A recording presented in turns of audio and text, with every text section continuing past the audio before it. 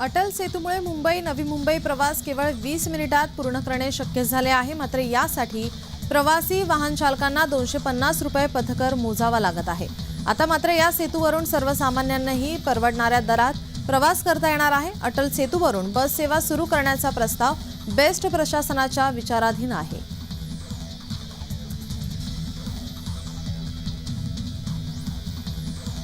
मुंबईच्या एका टोकाला पण मुंबईपासून दूर असलेल्या गोराई गावाची पाणी टंचाई लवकरच दूर होण्याची शक्यता आहे।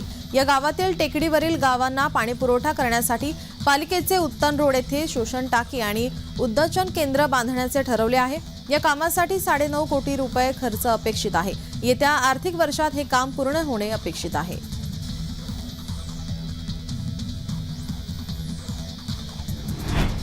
चालू आर्थिक वर्षात मालमत्ता करात वाढ न करण्याचा निर्णय राज्य मंत्रिमंडळाने सोमवारी घेतला। प्रत्यक्षात मालमत्ता कराची देयके वितरित होण्यास अद्याप काही दिवस लागणार आहेत। राज्य मंत्रिमंडळाच्या निर्णयावर राज्यपालांची स्वाक्षरी झाल्यानंतर त्याबाबतचा अध्यादेश काढण्यात येणार आहे। त्यानंतर ही देयके वितरित केली जाणार आहेत।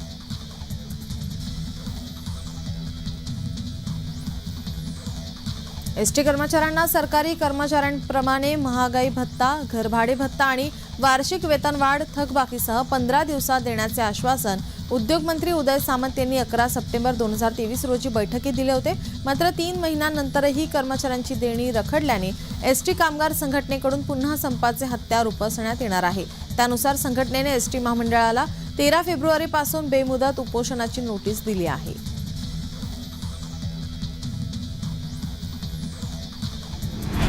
मौनी अमावस्येनिमित्त वाराणसीमध्ये मोठ्या संख्येने प्रयागराज येथील संगम घाट येथे मोठ्या संख्येने भाविक प्रार्थना करण्यासाठी आणि पवित्र स्नान करण्यासाठी पहाटे नदीकाठी जमले असलेले पाहायला मिळाले।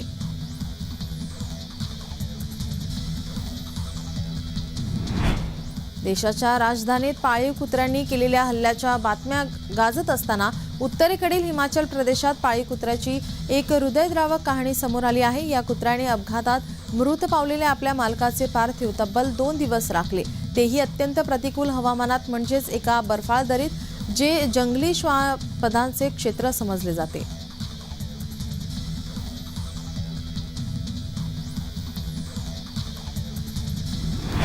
व्हिडिओ कॉलवरून मुख्यमंत्री एकनाथ शिंदे यांनी महाडकरांच्या शुभेच्छा स्वीकारल्या। महाडमधील सभेदरम्यान मुख्यमंत्री यांचा व्हिडिओ कॉल आला।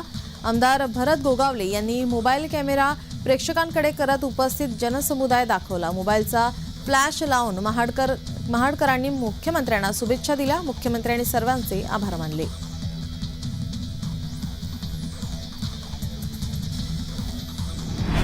राज्यातील सर्व माध्यमांच्या आणि सर्व व्यवस्थापनांच्या आता शाळा सकाळी 9 वाजता भरणार आहेत। या संदर्भातील शासन परिपत्रक काढण्यात आला आहे। पूर्व माध्यमिक ते इयत्ता 4थी पर्यंतचे वर्ग सकाळी 9 किंवा 9 वाजेपर्यंत नंतर भरवण्याबाबतचे आदेश या परिपत्रकातून देण्यात आले आहेत।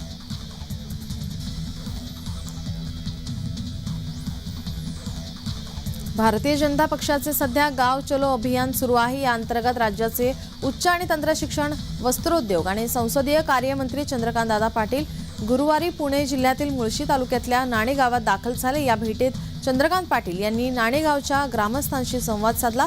यावेळी गावच्या शाळेलाही त्यांनी भेट दिली आहे। या भेटीमध्ये शाळेच्या मुलांना त्यांनी पुस्तके भेट दिली आणि या पुस्तकांचे वाचन देखील मुलांकडून करून घेतले।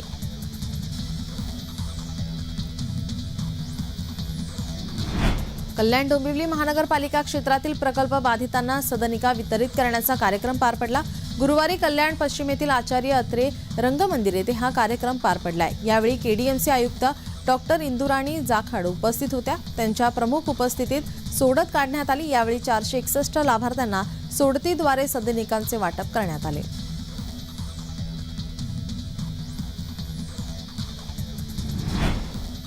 बाजार समिती आता 3 दिवस बंद राहणार आहे। धुळे कृषी उत्पन्न बाजार समितीतील कांदा खरेदी करणाऱ्या व्यापाऱ्यांनी कृषी उत्पन्न बाजार समितीला पत्र देत फक्त 3 दिवस आठवड्यातून कांदा खरेदी करावी असे पत्र दिले।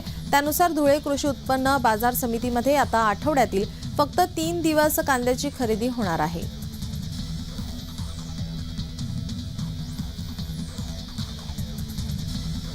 जामिनावर सुटलेल्या पुण्यातील कुख्यात गुंडांकडून मंत्रालयात रील तयार करण्यात आले. समाज माध्यमावर हे रील व्हायरल झाल्यानंतर राज्य सरकार खडबडून जागा झाले. आता थेट मंत्रालयात रील्स तयार करण्यावर तातडीने बंदी आणण्यात आली आहे. याविषयीचा अधिकृत आदेश लवकरच जारी करण्यात येणार आहे.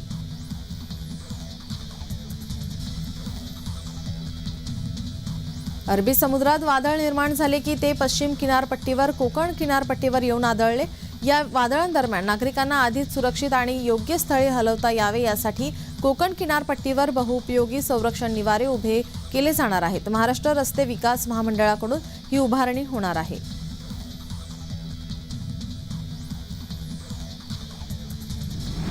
नागपूर ते मुंबई दरम्यानच्या समृद्धी महामार्गाला राज्यातील आणखी 12 जिल्हे जोडण्यात येणार आहेत. त्यामुळे समृद्धी महामार्गाशी उर्वरित महाराष्ट्रातून कनेक्टिव्हिटी मिळणार असून या महत्त्वाकांक्षी प्रकल्पासाठी तब्बल 60 कोटी रुपयांचा खर्च अपेक्षित आहे.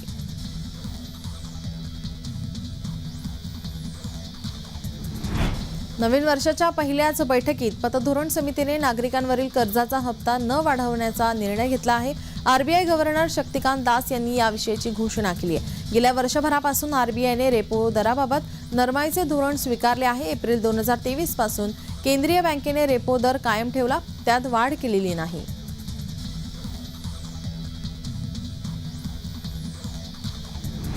वंदे भारत ट्रेनमध्ये मिळणाऱ्या जेवणात झुरळ आढळल्याने खळबळ उडाली. Indian railway catering and tourism corporation मार्फत रेल्वे प्रवाशांना पुरवल्या जाणाऱ्या पॅक बंद जेवणामध्ये हे झुरळ आढळले.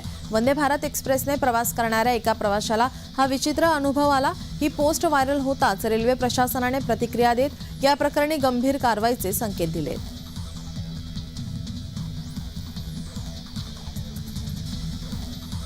दिल्लीतील गोकुळपुरी मेट्रो स्टेशनची भिंत कोसळल्याने 3 ते 4 लोक गंभीर जखमी झाल्याची माहिती समोर येते.